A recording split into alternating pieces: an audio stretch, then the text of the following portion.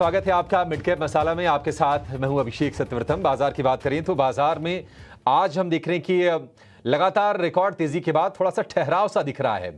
हालांकि पिछले 3 दिनों में हमने ये देखा है कि आखिरी का 1 घंटा बड़ा क्रूशियल होता है। कल तो पूरा का पूरा एक्सपायरी का एक्शन दिखा। आज अक्टूबर सीरीज की शुरुआत हो गई है और हम देख रहे हैं कि ब्रॉडर मार्केट में जो कल जोश थोड़ा कम हो रहा था, आज फिर से लौट आए। यानी कि मिड कैप और स्मॉल कैप जो शेयर आज फिर से खरीदारी में पार्टिसिपेट कर रहे हैं। लेकिन आज क्रूड का एक्शन है बाजार में।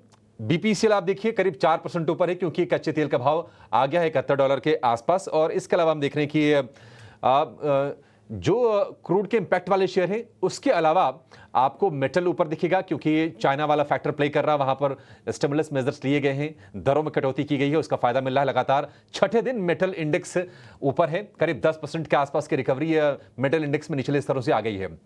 तो मेटल में और इसके अलावा बाकी मिड कैप्स में आपके लिए मौके कहां पर बन रहे हैं, अगले आधे घंटे में हम जानने की कोशिश करेंगे। और मेटल पर एक खास चर्चा भी लेकर आएंगे कि इस तेजी के बाद, क्योंकि सितंबर के लो से तमाम ऐसे मेटल शेयर हैं जहां पर हम देख रहे हैं कि 10% 15% के आसपास की रिकवरी आ गई है। क्या यह रिकवरी सस्टेन करेगी, इस पर एक खास डिस्कशन लेकर आएंगे देश के एक धुरंधर मेटल एनालिस्ट के साथ। लेकिन इसके पहले ये देख लेते हैं कि आज मेटल के साथ साथ मिड कैप की हाइलाइट्स क्या हैं। 3 तस्वीरें आपके सामने लेकर आएंगे और उसके जरिए आपको बताने की कोशिश करेंगे कि क्या हो रहा है आज मिड कैप स्पेस में। तो वेस्ट लाइफ फूड वर्ल्ड, इस पर ब्रोकरेजेस का अपग्रेड आया है और ये शेयर चल रहा है। गोल्डमैन सैक्स की खरीदारी की राह है, लक्ष्य 1075 रुपए का। और आज हम शेयर में बढ़िया तेजी के साथ कारोबार होते हुए देख रहे हैं। बलरामपुर चीनी रिकॉर्ड ऊंचाई पर पहुंचा है, वायदा का ये टॉप गेनर है। 6-7% के आसपास की तेजी इसमें है। और दरअसल शुगर को लेकर खबरें कई सारे हैं। एक तो एथेनॉल की कीमतों में बढ़ोतरी की खबर है, सरकार उस पर विचार कर सकती है, ऐसी खबरें आ रही हैं। दूसरी चीज ये कि चीनी की जो मिनिमम सेलिंग प्राइस है वो बढ़ने की उम्मीद है। और हम तमाम चीनी शेयरों में आज हम मिठास देख रहे हैं। फार्मा में भी रौनक है। यूबीएस की बुलिश रिपोर्ट आई है सन फार्मा को लेकर, सिप्ला को लेकर। सिप्ला के टारगेट है 2100 के, सन फार्मा के टारगेट है करीब 2400 रुपए के। और ये दोनों के दोनों शेयर आज हम देख रहे हैं कि तेजी के साथ कारोबार कर रहे हैं। और एक और शेयर जो फार्मा में जिसकी सेहत मजबूत हो रही है वो है ग्लेनमार्क का। 2% के आसपास की तेजी हम ग्लेनमार्क के शेयर में भी आज हम देख रहे हैं। तो चलिए अपने एक्सपर्ट को शो में शामिल करने का समय हो गया है। ये जितने भी आप बड़े एक्शन वाले शेयर देख रहे हैं, इस पर तो अपने एक्सपर्ट्स का व्यू लेंगे ही। और हमारे साथ आज जुड़ गए हैं खास चर्चा के लिए एंजल वन के देवांग शाह। देवांग जी, बहुत शुक्रिया आपका समय देने के लिए। स्वागत है आपके टीना स्वदेश पर। आपसे चर्चा की शुरुआत करेंगे निफ्टी के 3 घंटे के ट्रेड से।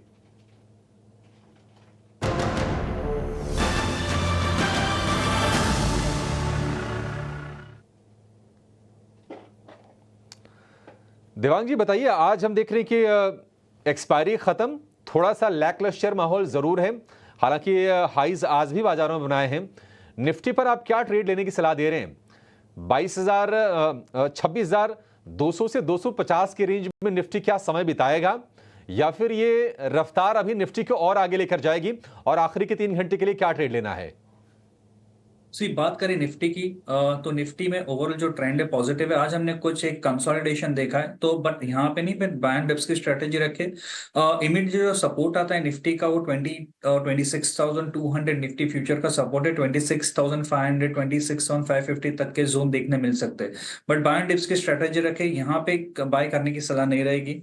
जहां तक बैंक निफ्टी की बात करें, बैंक निफ्टी में ट्रेंड पॉजिटिव है। 54,200 के ऑड लेवल्स ऑफ सपोर्ट है बैंक निफ्टी फ्यूचर के लिए। 54,700 तक हमें देखने मिल सकता है बैंक निफ्टी फ्यूचर।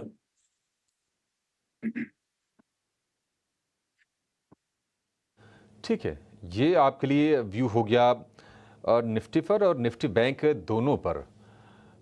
एक व्यू आपसे चाहेंगे देवांग जी, जो निफ्टी बैंक के जो बड़े कंपोनेंट्स हैं, कंट्रीब्यूटर्स हैं, HDFC bank, ICC bank, Axis bank, ये तमाम शेयर चले हुए हैं। आपको कहां पर कन्विक्शन है कि इनकी रफ्तार बनी रहेगी? क्योंकि आज हम देख रहे हैं कि विपरीत चाल है सरकारी बैंकों की और प्राइवेट बैंकों की। सरकारी बैंकों में एसबीआई चल रहा है, लेकिन दूसरी तरफ HDFC bank, ICIC bank, Kotak bank, Axis bank, ये तमाम बैंकिंग आज नरम है।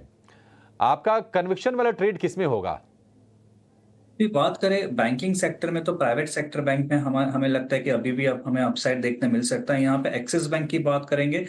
एक्सिस बैंक का डेली चार्ट देखिए, स्टॉक ने एक काफी वक्त से एक कंसोलिडेशन था और उसने ब्रेकआउट दिया, उसके बाद काफी अच्छा मोमेंटम देखने मिला।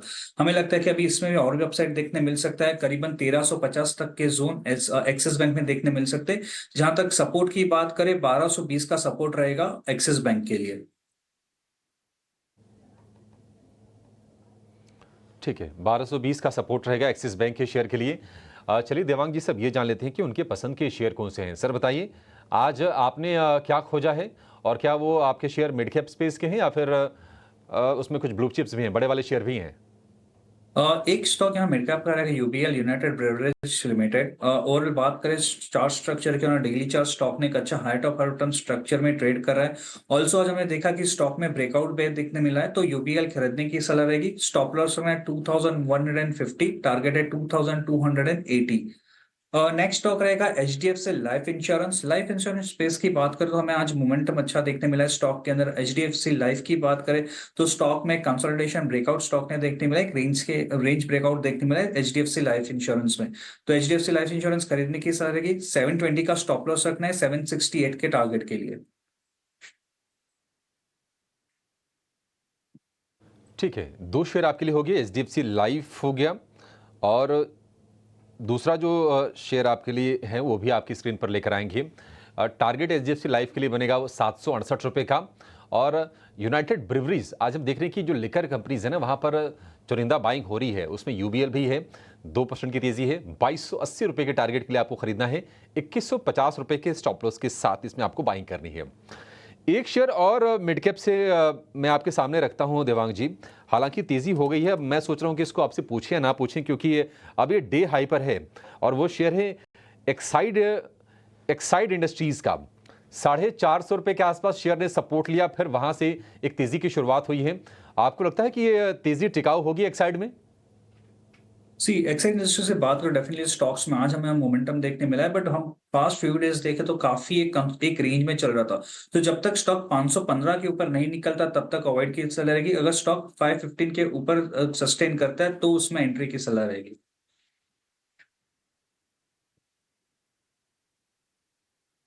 इसमें एंट्री आपके लिए नहीं करनी है। एक और शेयर जो तेजी से 300 रुपये की तरफ बढ़ रहा है, देवांग जी आपके नज़र में भी ज़रूर होगा, वो है बीएचईएल का। 290 रुपये के भाव ऊपर तो आ गया है, और ऐसा लग रहा है कि जो बॉटम बनना था, जो गिरावट आनी थी, शायद वो हो गई है। बीएचईएल में तेजी करनी है क्या? और बीएचईएल और बीईएल, चूंकि दोनों के भाव आसपास ही हैं, जरा दोनों के बारे में राय दीजिएगा। पीएचएल की बात कर, डेफिनेटली जैसे आपने कहा कि एक स्टॉक में एक सपोर्ट लेकर अपसाइड रिज्यूम किया है, पॉसिबल कि एक बेस बना है यहाँ पे बीएचईएल ने। अपसाइड लेवल की अगर बात कर तो बीएचईएल देखने मिल सकते हैं 305 के आसपास के लेवल्स देखने मिल सकते हैं। जहां तक सपोर्ट की बात करें ना, इमीडिएट जो सपोर्ट रहेगा बीएचईएल के लिए 278 का सपोर्ट रहेगा। तो ये सपोर्ट के साथ बाय एंट्री कर सकते हैं बीएचईएल में। जहां तक बीएल की बात करें, बीएल में अभी भी हमें लगता है कि अभी भी रेंज में हमें दायरे में चल रहा है स्टॉक्स का। एक जो रेजिस्टेंस फेस कर रहा है जो बीएल, वो है अराउंड 297 का लेवल। जो ये लेवल अगर ब्रेक करते तो पॉसिबल है फर्दर अपसाइड अराउंड 308 3010 तक के जोन देखने मिल सकता है।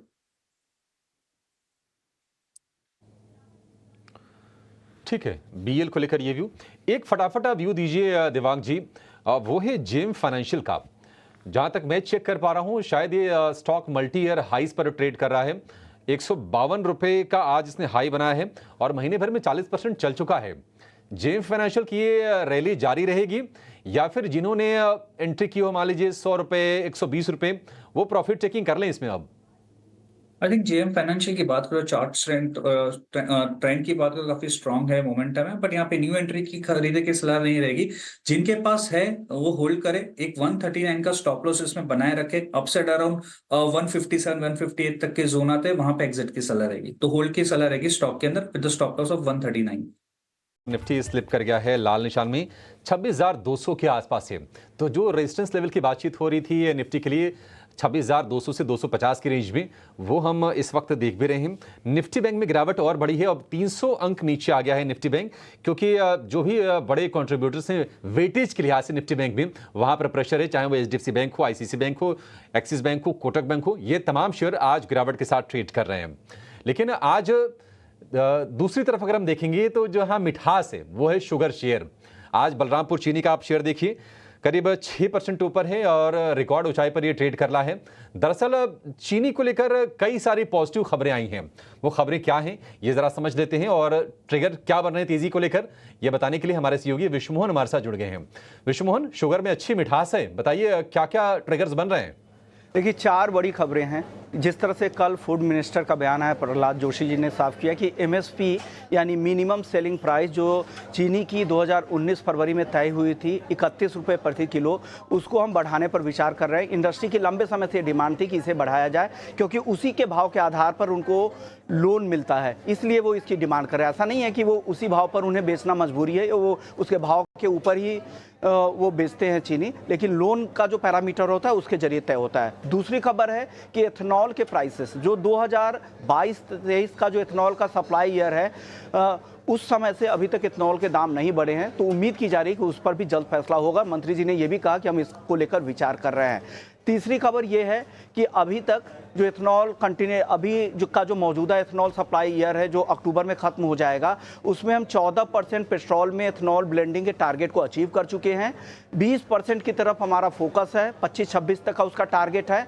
अब सरकार की तरफ से नीति आयोग को अप्रोच किया गया है और कहा गया है कि 25% ब्लेंडिंग की तैयारी शुरू करे, उसके रोड मैप की तैयारी करे। तो तीसरी बड़ी खबर ये है। चौथी खबर ये है कि अब इस्मा ने ये मांग की है सरकार के सामने, और उस सेमिनार में खुद प्रहलाद जोशी भी मौजूद थे। उनका कहना है कि फ्लेक्स फ्यूल गाड़ियों में इन्वेस्टमेंट अगर बढ़ाना है तो आपको बेहतर दाम भी देने पड़ेंगे, उनको टैक्स इंसेंटिव भी देना पड़ेगा, ताकि इस पूरे सेक्टर का रिवाइवल हो, उसका फ़ायदा शुगर सेक्टर को लो। एथनॉल क्यों अहम है शुगर सेक्टर के हिसाब से? क्योंकि आगे चल के एथनॉल, जितने भी एथनॉल देश में बनेंगे उसमें 55 से 60% तक एथनॉल सिर्फ शुगर इंडस्ट्री डिलीवर करने वाली है, क्योंकि वाटर कंजम्पशन के हिसाब से देखें तो सबसे एफिशिएंट और सबसे कम पानी लगता है अगर आप शुगर से बनाते हैं, गन्ने से अगर एथनॉल बनाते हैं। तो ये वजह है और ये भी फायदा है। साथ ही इस्मा ने कहा है कि इस बार और अगले साल के लिए काफ़ी बम्पर क्रॉप का अनुमान लगाया जा रहा है, तो ऐसे में हमें 20 से 25 लाख टन चीनी एक्सपोर्ट की भी इजाज़त दी जाए। तो तमाम ऐसी खबरें, डेवलपमेंट है जो आने वाले समय में नजर रहेंगी, और एक एक करके कुछ कुछ इस पर सरकार लगातार फैसले भी लेगी और पूरे सेक्टर को इसका फायदा दिखेगा।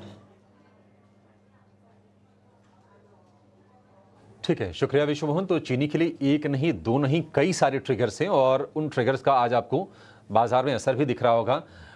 एक तो सबसे बड़ा ट्रिगर यही है कि ब्लेंडिंग वाली चीज़ है, दूसरे एथनॉल की प्राइसिंग वाली, ये दोनों चीज़ें चीनी शेयरों को ऊपर लेकर जा रही हैं। देवांग, बलरामपुर चीनी ऑलरेडी रिकॉर्ड पर है ये और अच्छे से चला हुआ शेयर ये, इसको यहाँ पर ख़रीदना है क्या? और जिनके पास हैं वो अपना स्टॉप लॉस अब बढ़ाकर कहाँ पर कर लें? बलरामपुर चीनी की बात करें, डेफिनेटली 640 के आसपास अगर स्टॉक आता है वहां पे खरीदने की सलाह रहेगी। सपोर्ट की जहां तक बात करें, 620 का नाउ सपोर्ट है, तो स्टॉप लॉस 620 रहेगा, बट थोड़ा करेक्शन हो तभी इसमें बाय करें। 675 तक के जोन देखने मिल सकते हैं बलरामपुर चीनी में। ठीक है, 675 तक के आपको भाव मिल सकते हैं बलरामपुर चीनी के शेयर में। कुछ खबरों वाले शेयर लेकर आते हैं और उसके बारे में जरा चर्चा करते हैं। प्रताप स्नैक्स, खबर पॉजिटिव थी, शुरुआत हुई थी बहुत तगड़ी वाली। दरअसल ऑथम इन्वेस्टमेंट और माही मधुसूदन खेला इसमें 1 करोड़ शेयर खरीदेंगे और ये पीक पार्टनर और सिकोया कैपिटल से करीब करीब 47% के आसपास का स्टेक लेंगे। हालांकि शुरुआत अच्छी थी, प्रताप स्नैक्स की 10% ऊपर ये शेयर था, लेकिन शेयर ने पूरी की पूरी तेजी गवा दी है प्रताप स्नैक्स ने। देवांग, क्या आपकी सलाह होगी प्रताप स्नैक्स में? क्या कोई ट्रेड इसमें बनता है या फिर अवॉइड कर दें इसको? प्रताप स्नैक्स की बात करें तो जैसे हाल ही में करेक्शन देखा है, पास्ट फ्यू डेज में काफी एक रेंज में चल रहा था। आई थिंक इसको अवॉइड करने की सलाह रहेगी, बिकॉज एक रेजिस्टेंस के पास है स्टॉक, तो आई थिंक अवॉइड की सलाह रहेगी स्टॉक में। ठीक है, अवॉइड करने की सलाह होगी। बायोकॉन को लेकर भी एक खबर आई थी कि बायोकॉन ने मिडिल ईस्ट के लिए ताबुक फार्मा के साथ करार किया है। ताबुक फार्मा उनकी ड्रग है डायबिटीज़ की, उसको वहाँ पर मार्केट करेगी, कमर्शलाइज करेगी। हालांकि हमने देखा है कि 370-75 के आसपास आके बायोकॉन एक रेंज में फंसता हुआ दिख रहा है। बायोकॉन अभी तो खैर ये शेयर नीचे आ गया, शुरुआत इसकी पॉजिटिव थी। बायोकॉन में कोई ट्रेड है या फिर ये भी छोड़ दे देवांग? थिंक बायोकॉन को ओवरऑल स्ट्रक्चर देखे तो हमें क्या दिख रहा है कि एक रेजिस्टेंस पे आके स्टॉक वापस करेक्शन होना स्टार्ट होता है, एक स्ट्रॉन्ग रेजिस्टेंस फेस करता है।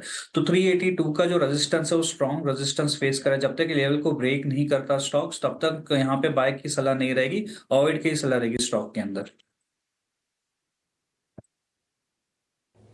ठीक है, इसको अवॉइड करते हैं, लेकिन एक ऑप्शन आपको बताएंगे जो आप अवॉइड नहीं कर पाएंगे, क्योंकि उसमें है बढ़िया आपके लिए कमाई के मौके। ऑप्शंस के चैंपियन को लेकर आएंगे स्क्रीन पर।